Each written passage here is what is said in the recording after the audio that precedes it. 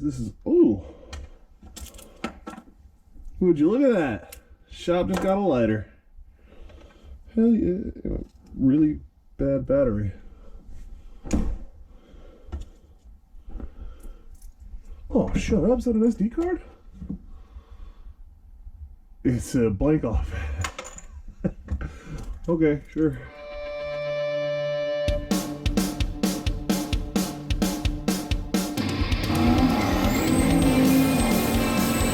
So anyway, you can see what I'm talking about here. I gotta clean this up, box it all in, clean that up, box all of that in, fill the gaps, reinforce it and whatnot, because that's now where we're making all of our power, where all our lifting power is. And then I also need to go through and clean up all of this where we cut, and we got loose things here, and cut things there, and same over there. I want to see how I got this one kind of hammered down. I want to hammer this down and weld it together. Do the same here, kind of hammer it tight and weld it together. I actually might plate that one, I'm not sure.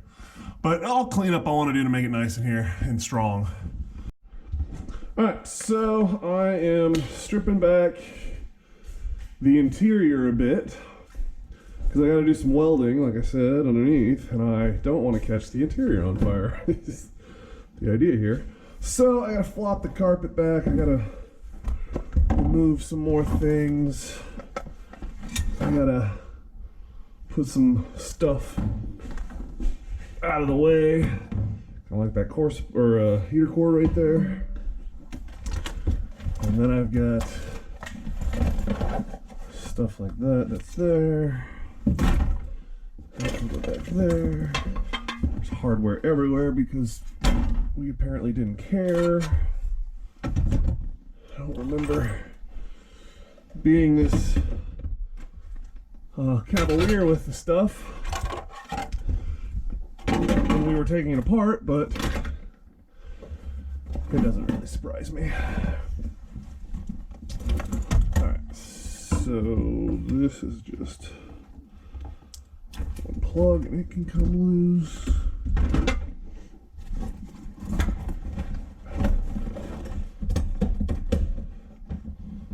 Oh, come on. You gotta be kidding me.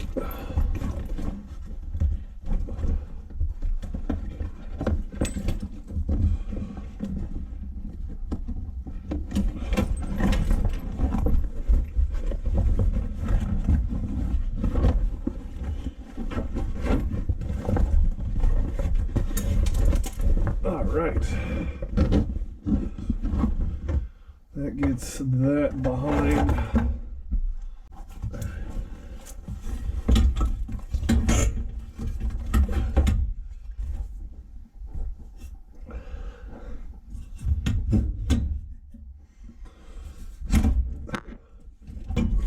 Crap. Okay, well, so apparently that's how we're doing that. Alright, so soundproofing is out of the way.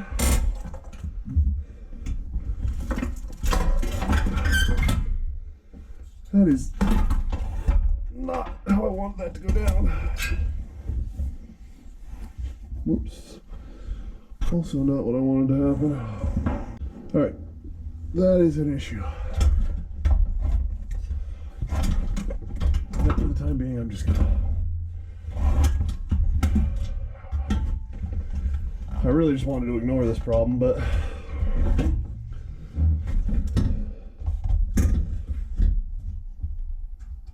Oh, come on. Seriously?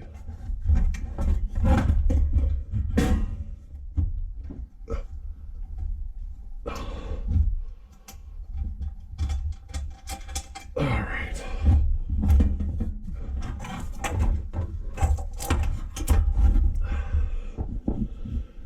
Oh, nice. That's just tearing up the door panel.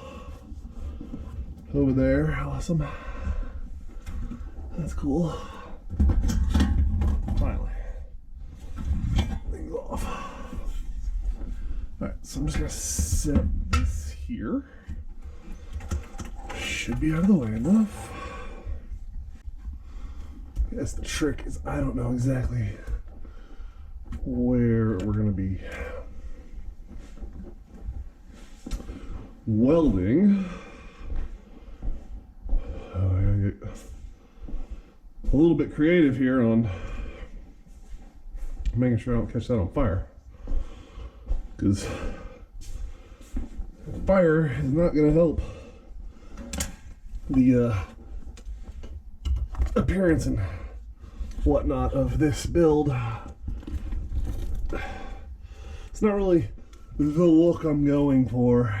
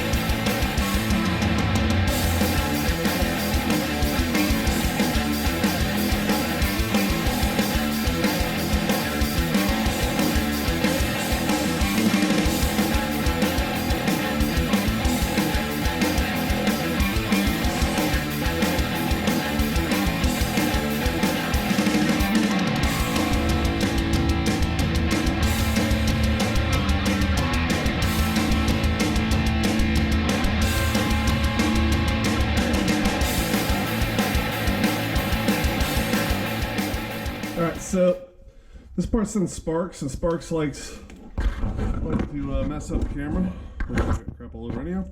So I'm gonna turn you off for a little bit. So I'll catch in with you once I get this ground out. So once again, apparently I have not recorded an entire section. So that being said, I got this side all boxed in and done and rough ground. I still need to hit it with the sanding disc and clean it up a little bit more, but it looks pretty good. It's all plated in on the side here, plated in on the side over here, plated in there. We tacked up and welded everything up in the tunnel here. Got all those done. I haven't done this side. I did get that hole fixed there. I still need to weld all of that. Well, all of it. I'm just gonna weld this right here. And then I need to figure out if I'm gonna plate or what I'm gonna do there. And then I still have to plate this whole thing into here. So over here, you'll notice here I kind of just went straight up and welded it all together. Over here I can't do that because I have a sensor that plugs in here. So I'm actually gonna have to go flat across and tie in. So that'll be a little funner to do. More fun, whatever. It'll be fun. So I'm gonna have to cut all that up and get that going, but that's what we're up to right now. We'll see where we get, and I'll check back in with you. I know you guys don't need to see me cutting and grinding everything. It's I don't even want to watch me do it, but it needs to be done. So, all right, I'll catch you. All right, so we're back on the Subaru today. We're gonna go ahead and get this rear end tore out, and we're gonna get the rear end out, and we'll hold it up next to the new 8.8 and see just how big of a size difference we're talking about here. But as you can see, it's pretty rusty under here. It's not the cleanest of setups, but a lot of this is gonna get cut out, and well, there was a reason it was a $400 car. So we're gonna get this going, and that'll be the plan for today. Get us all set up, and we'll make a little stuff happen.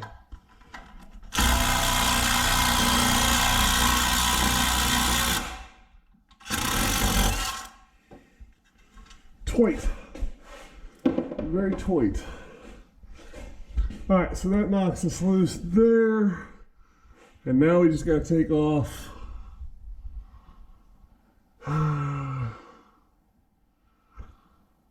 our rear end bushing bolts, it looks like. So I was thinking we'll take off the bracket, but I don't think that's a great idea.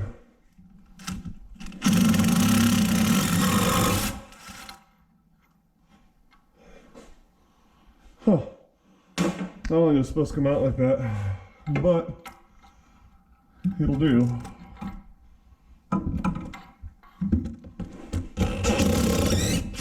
Okay, yep, that's what I was afraid of. So what has happened is this whole thing was coming down with us, and it's because these bolts actually go through the top. It's not just these two that hold the brackets on the side.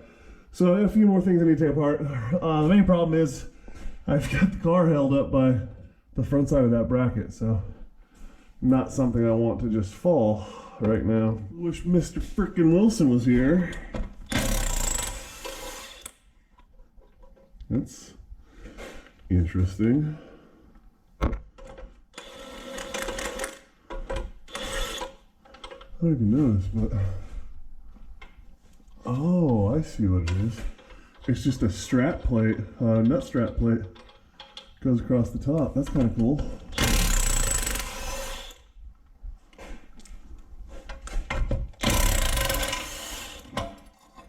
Yeah, each side's on its own nut strap plate. It's kind of a cool setup. I have a feeling when I take this loose, it's going to want to fall. And I would be correct. That needs to go there. That needs to go there.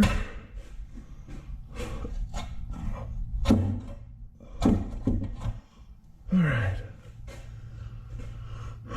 I need to pop the drive shaft out. Actually, you know what? I'm gonna cheat. I've got tools for this type of thing.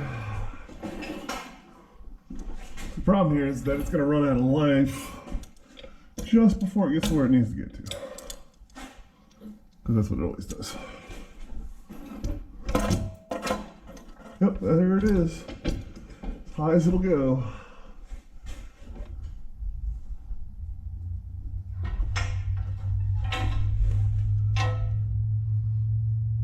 Alright. We're just there.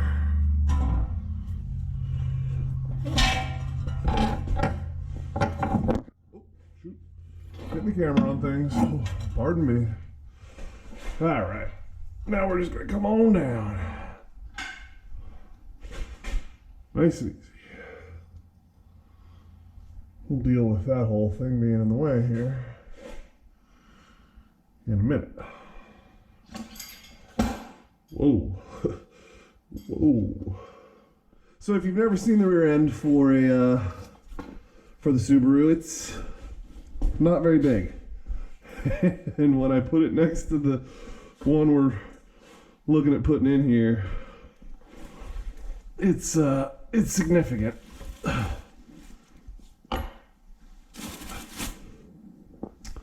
Yeah, there's a bit of a size difference in this thing, and that thing was never going to put it up to the power we were going to put down the stuff down the throat of this thing. It is entirely way too much power for this little rear end to handle. This one will handle it just fine. We just need to figure out a way to get it to live in a space that something that size used to live. I mean, that is a substantial amount of space difference. And what's concerning me is the space on top. It's a lot taller from the axle holes up than the other one is. So I'm not concerned about having to cut the floor or the brackets or any of this stuff. What I am concerned about is the tank. The gas tank is located, as you can see, right here. That's the drain for one side, and then there's another drain right there. And I would like to keep the stock fuel tank. It's metal, it's nice. They're pretty solid. This one looks to be in good condition. We can get a nice drop in for it. I think it's the way to go. If we have to, we'll go fuel cell, and it'll be a completely, we'll burn that bridge if we have to, but this is what I would like to be at right now. If we can't make it work, by moving the fuel cell, we gain tons of room, and we will be fine. So we'll see. I don't know exactly where we're going to be with that. We may or may not be screwed. So yeah, it's going to be one of those things we'll figure it out as we go. I do want to keep as much of the stock suspension as possible, just because there's aftermarket support and capability for these things, and we want to stick with what we can with that. But we will cut up and modify whatever we need to, depending on our applications. It does look like we're going to have to cut some floor out, but realistically, until we get the big boy up here, get an idea what we're doing for spacing, we can't really make too much in the way of predictions. But that's about all I'm going to get into.